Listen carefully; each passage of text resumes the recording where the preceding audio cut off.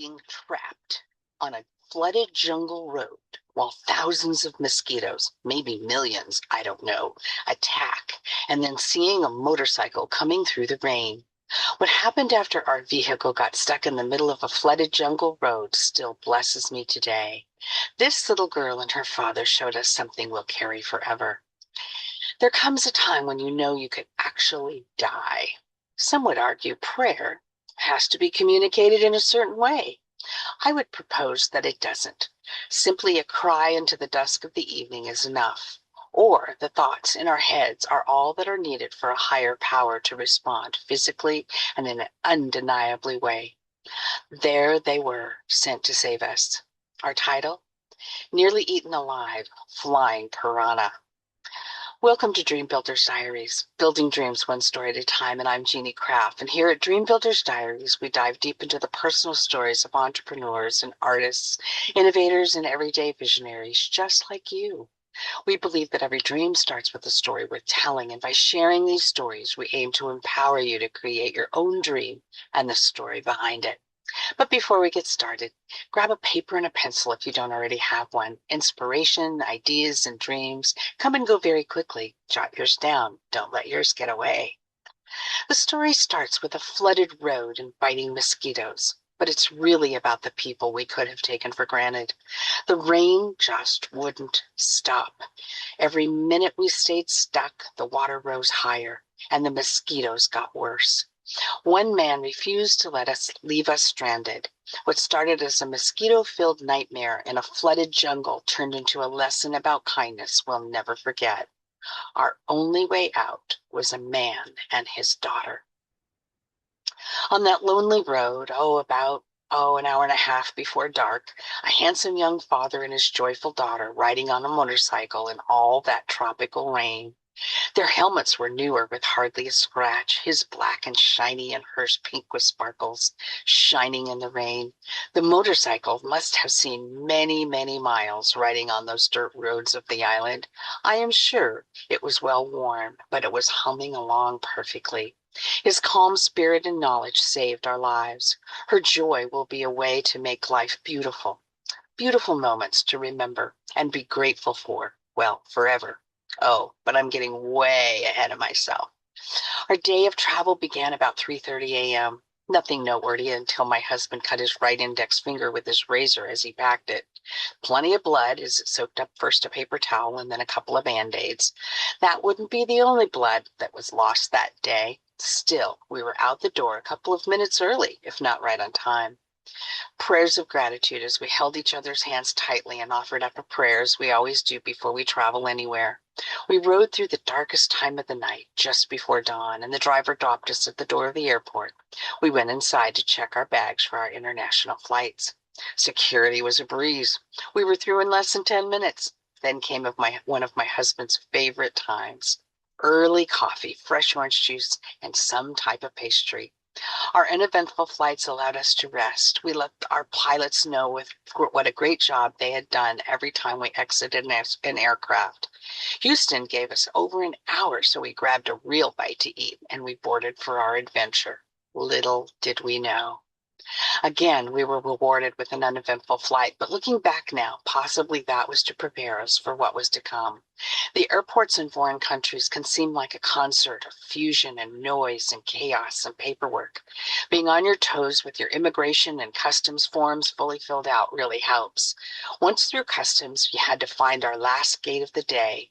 The tiny little planes were lined up on the right of the airfield next to the much bigger jumbo jets. They kind of looked like mosquitoes sitting in wait. More on that later.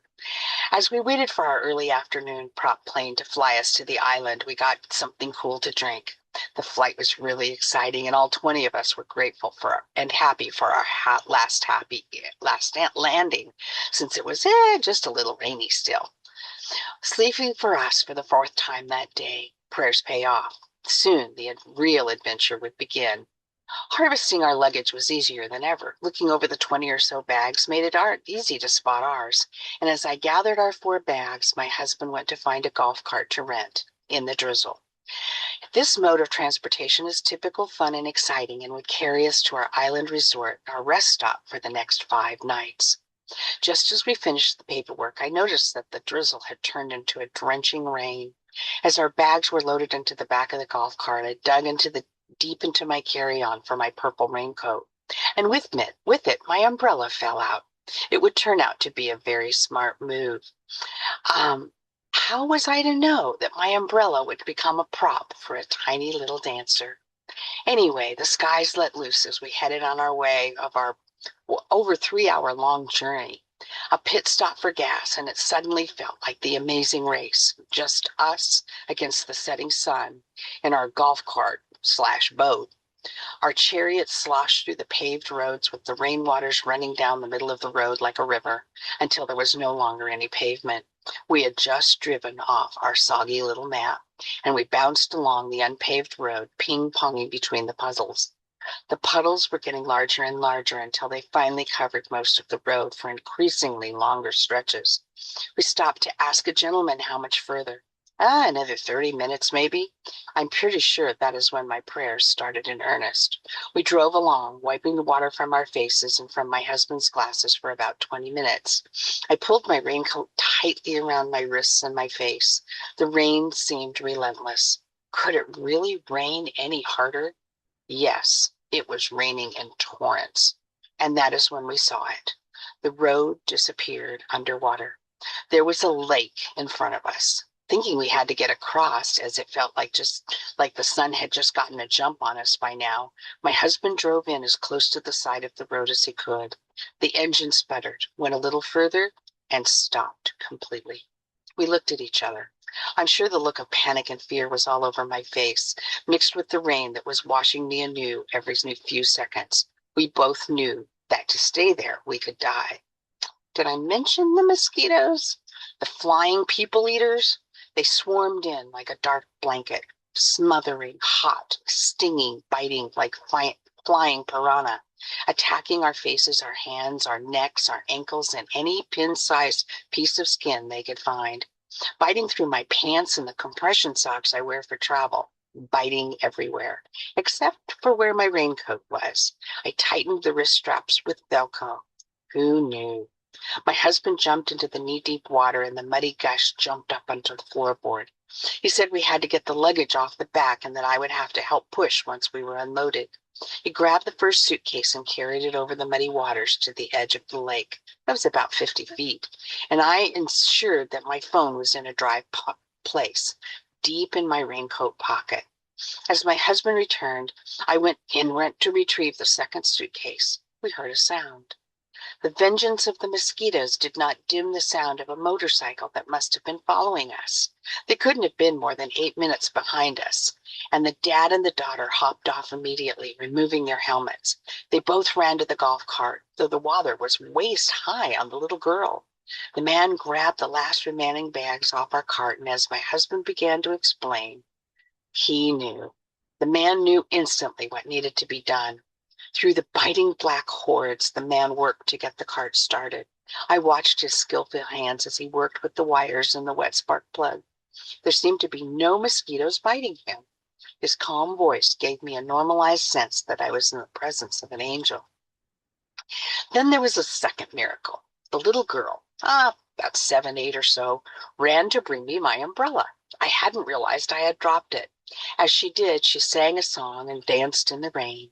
When the mosquitoes landed, she reached down into the muddy water and splashed it on her bare arms and her soaking wet orange shirt. She twirled and sang. The very water I didn't want to step into was protecting her from the mosquitoes. She danced and danced until her dad got the engine to sputter by drying the spark plug with his undershirt and putting oil on it. Here, Miss Lady, here's your umbrella, I said. It's called an umbrella. She smiled slyly and said, umbrella. I took 1 second longer, both of us holding the handle of the umbrella, looking into each other's eyes, and I said, in Espanol? And she flashed a smile and said, Paragus, Paragus. You are so sweet. What is your name? You grew your angel wings today, I said. Muchas gracias, I said 3 times. We smiled as the rain dripped off our noses. Venga, her dad called to her. She ran to help the two grown men push the golf cart out of the muddy bog. Her dad told me to get into the driver's seat to steer. My husband was on the left, the dad on the right, and the daughter in the middle. It took a few minutes, but the cart got going with their people power and my steering, and an ever so gentle foot on the gas as to not flood the tiny spark plug. The patient father was hesitant to take our gift of thanks. Forever grateful, $20 was well worth more than our lives, but it was all the cash we had. 5 minutes later, we were at our resort with between 250 and 300 mosquito bites each all over our bodies, except for the bottoms of our feet and where my purple raincoat had been. We lunged into the lobby and closed the door, letting in a small swarm. My face, my hands, and the rest of my body stung like fire. But the best part? The rain had finally stopped to just drips and a drizzle, and we were under the roof of safety. We were miserable. We were frustrated and ready to give up. And then a father and his young daughter stopped for us. The people who saved us that day never asked for anything in return. And sometimes the biggest acts of kindness come from people with the least reason to help. Hmm. What's your biggest takeaway from our diary today? And how does this diary relate to how you fear and are compelled to do things as you bring your dream to life, your commitments, and your consequences? Why this diary? Because this diary demonstrates the magic and the secrets of being present, working together, and realizing that saving people's lives are ultimate. Within minutes, we were soaked, surrounded by mosquitoes, completely stuck. Working together, we all survived. I also share this diary because this powerful diary celebrates the virtues of caring and stepping up and taking action. What happened on that flooded road changed us. We thought we were trapped for the night, but a little girl helped save us from the jungle. Dreamers, believe in yourselves and be passionate. Work smart, know your why. Apply what you learn each day. Enjoy life and always, always be kind.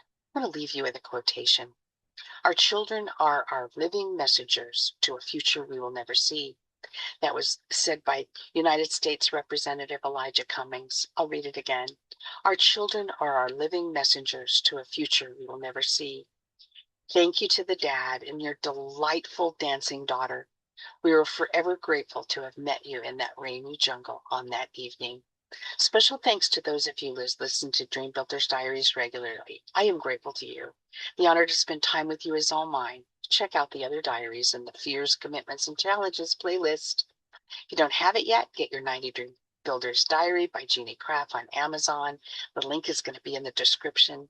Like and share this diary and subscribe for more. Contact us to tell your story. Thank you. And until next time, building dreams one story at a time.